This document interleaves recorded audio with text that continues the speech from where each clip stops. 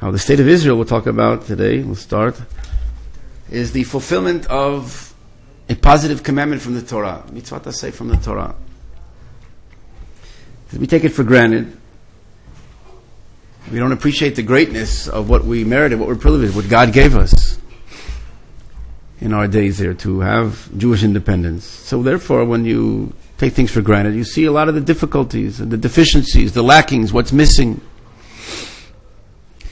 Which there are deficiencies indeed, but we sometimes, because of that, overlook the grandeur of the miracle of what God has given us.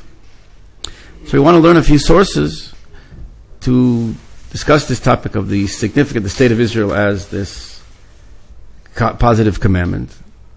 Not some emotions, not ideas, not Zionist propaganda. What does the Torah say? What do the sources say of Jewish sovereignty in the land of Israel?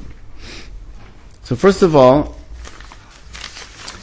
the Ramban, we said it's a positive commandment. So here, the list of the 613 commandments, the Ramban, Nachmanides, in commandment number 4. He said, I'll read it to you in English, the beginning, it's a long, Ramban elaborates.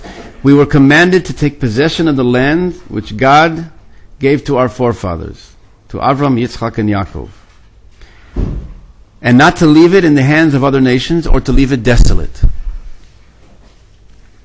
Two things the Ramban says here. To fulfill this positive commandment from the Torah, there's a collective mitzvah.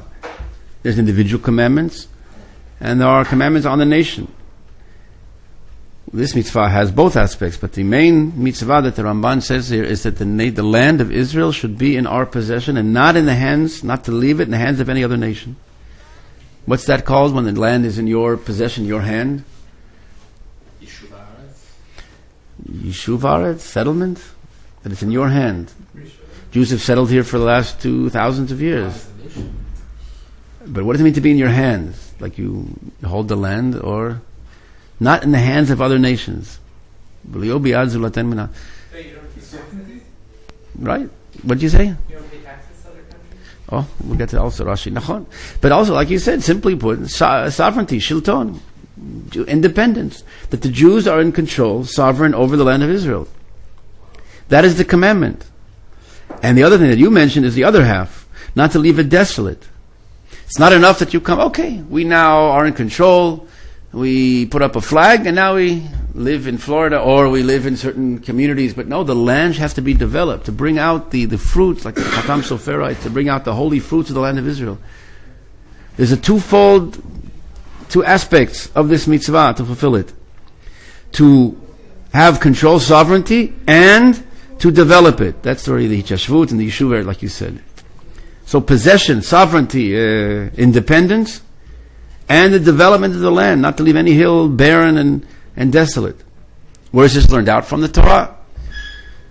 In the book of Numbers, Bamidbar 33, you shall dispossess the inhabitants of the land and dwell in it. Two things. Varashtem et haaretz, you shall inherit the land. It should be yours, your possession, your control, your sovereignty. And vishavtem ba. That's what the verse, like you said, vishavtem, to sit there, to develop it, to dwell therein, and to develop the land. So the pasuk says both of these things. That's what the Ramban learns out, the pasuk from the Torah. And he says also in his commentary to the Torah there on that verse, in Bamidbar 33:53, that the Horashtem, you shall inherit the land. It has to be your, not just living there, but your possession, and not in the hands of any other nation. And Vishavtem ba, and you shall develop it, sit there and dwell therein. And therefore he says, the Ramban, that we are commanded with the conquest of the land in every generation. You might think only in the book of Bamidbar, when they're crossing over to the border, they left Egypt, and now you should conquer the land. It's a commandment. No. The Ramban emphasizes it 3 times in this commandment that he delineates here. Is it all time? You should not think. He says there, don't think that it's only was a mitzvah then.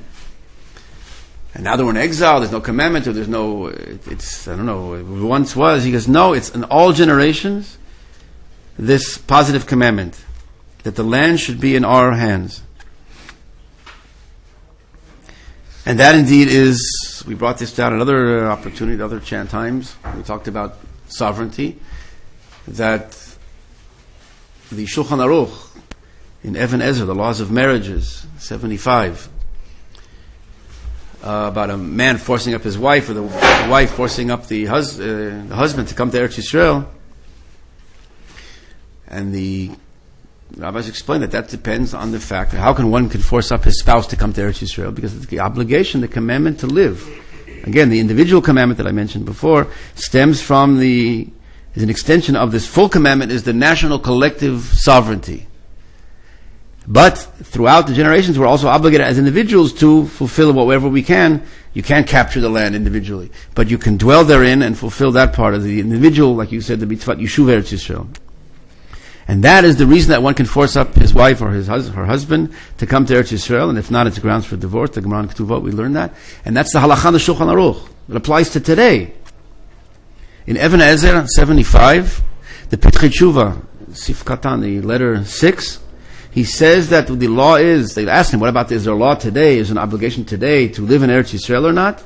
Right? People ask that question, is it still applicable? And he brings down the Ramban, he says everyone goes by the Ramban, all the Rishonim and Achronim.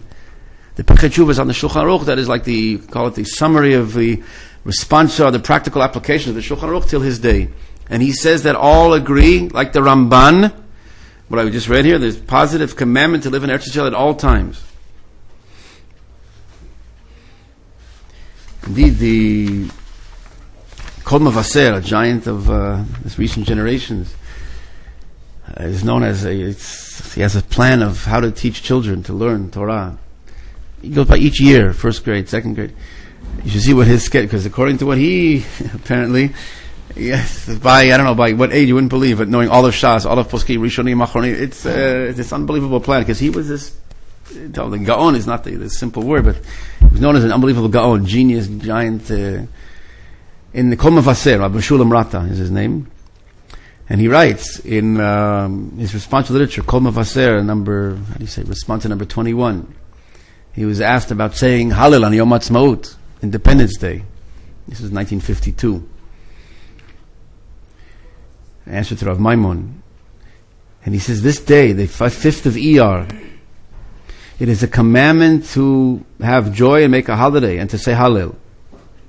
Now what we have attained, independence, Atzmaut Mamlachti, national independence, and also we were saved from death to life, right? The Gemara and Megillah, why we say Hallel on Pesach was because we were saved from slavery to freedom.